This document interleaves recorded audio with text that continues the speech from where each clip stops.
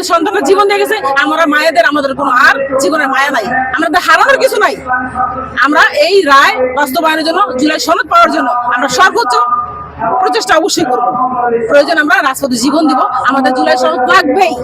আমরা ছেলে লক্ষ উপেদা তারিখ যে আইছে আমরা জুলাই সনদ আমরা বাস্তবায়ন করতে রাইতে আমরা প্রেসিডেন্ট এক্সাম বিতারাইছে আমরা তারিখ যে এরাম বিতারাম।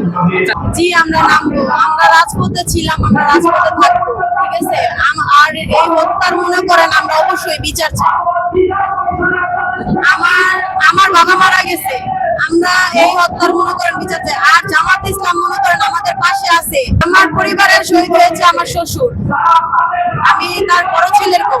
আর রাজপথে আমরা নামবো আবারও, যদি আমাদের বাস্তবায়ন যদি আমরা ঠিক মতো না পাই তাহলে। আমি শহীদ সাইদুল ইসলাম ইয়াসিনের আম্মু যাত্রাবাড়ি থেকে বলছি। আমাদের সন্তানরা নতুন একটা বাংলাদেশের আশায় যুদ্ধে নামছিল এবং জীবন দিয়েছে। তারা একটা মানুষ বাঁচে স্বপ্ন নিয়ে, অনেক আকাঙ্ক্ষা নিয়ে। ও ছিল স্টুডেন্ট, ওর কোনো চাকরির জন্য কিন্তু অ্যাপ্লাই করার দরকার ছিল না, ও ব্যবসা করার জন্য ইচ্ছুক ছিল।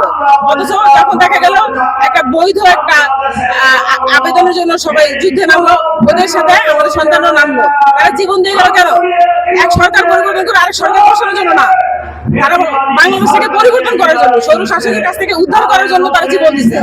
আপনার ভাই যেভাবে মারা গেছে, আপনার যেভাবে মেরুদণ্ডে আঘাত পেয়েছেন, আপনার মায়ের মৃত্যুতে যখন আপনারা আসতে পারতেছিলেন না, তখন অনুভূতিটা একবার চিন্তা করেন আপনারা। আপনার কেমন লাগছে যখন আপনার মা অসুস্থ শুনছেন, অথচ তাকে দেখতে আসতে পারতেছিলেন না? আপনার মায়ের লাশটা আপনি জানাজা পড়াতে পারতেন না, কিন্তু আজকে আমাদের সন্তানদের রক্তের উপরে আসা আপনারা সেটা পারছেন। সুতরাং কৃতজ্ঞতা ভুলে যাবেন না। মুসলিম হিসেবে কৃতজ্ঞতা প্রকাশ করার একটা ভদ্রতা। প্রয়োজন আমরা রাজপথে জীবন দিব, আমাদের জুলাই সনদ লাগবেই। ইউএফটি ফার্স্টের সাথে ট্রেড করুন যে কোনো জায়গা থেকে। ক্যাম্পাসে ক্লাসের ফাঁকে, ঢাকার জ্যামে বসে কিংবা ঘরে বসে ট্রেডিং এখন হাতের মুঠোয়। তাই ট্রেড করুন যখন খুশি, যেখানে খুশি।